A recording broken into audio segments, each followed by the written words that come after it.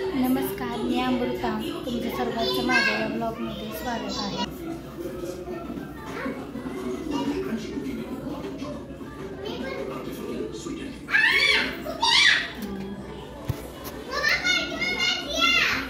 मी आज बटाट्याची भाजी बनवणार होती स्वरासाठी आणि सईसाठी.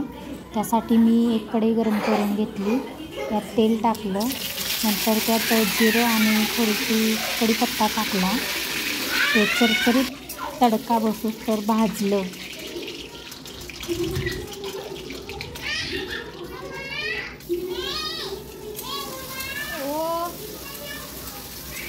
नंतर मी त्यामध्ये आलं लसूण पेस्ट टाकलं, थोडीशी हिरवी मिरचीसुद्धा त्यातच मी चेचली होती तीही टाकली.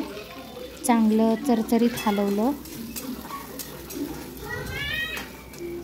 नंतर ते आलं लसूण पेस्ट चांगली भाजल्यानंतर त्यात हळद आणि मीठ टाकली. हळद आणि मीठ टाकली त्यात बटाटे टाकले. तोपर्यंत स्वरानं मला आवाज दिला, तिकडे गेली बघायला. सई उठ, चल, उचलू नाही, जेवण बनवते ना. तुम्ही बघितलंच असेल सई कशी स्वराच्या अंगावर बसली होती. तिला मी समजवलं. नंतर आले स्वयंपाक करायला. बटाटा चांगला उकडून घेतला अजून एकदा आणि थोडा गार व्हायला साईडला ठेवून घेतला. नंतर मी लगेच चपात्या केल्या. एक चपाती केली आणि स्वराला आणि सईला आधी जेवायला दिलं, कारण की आज मी खूप उशिरानं उठली होती, त्यामुळं त्यांना सकाळपासून काहीही दिलं नव्हतं आणि 11 वाजल्या होत्या. त्यामुळं त्यांना फास्टमध्ये काहीतरी करून द्यायचं होतं, म्हणून मी बटाट्याची भाजी आणि चपाती बनवली होती.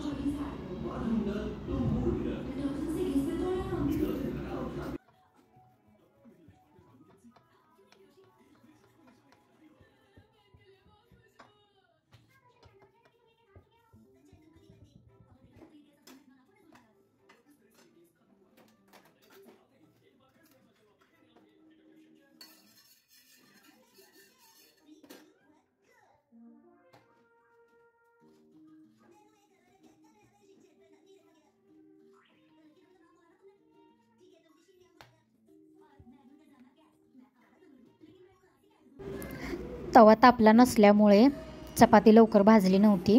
दुसरी चपाती लाटून झाली तरीसुद्धा पहिली चपाती अजून शेकली नव्हती, कारण की गॅस हा स्लो होता. आम्ही बघितलाच नाही, व्हिडिओ काढण्याच्या नादात मी तो बघितलाच नाही.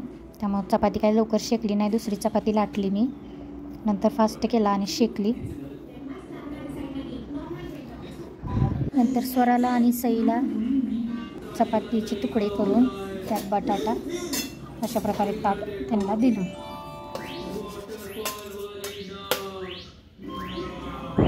तुम्हाला जर माझे व्हिडिओ आवडत असतील तर लाईक करा, शेअर करा आणि सबस्क्राईब करायला विसरू नका.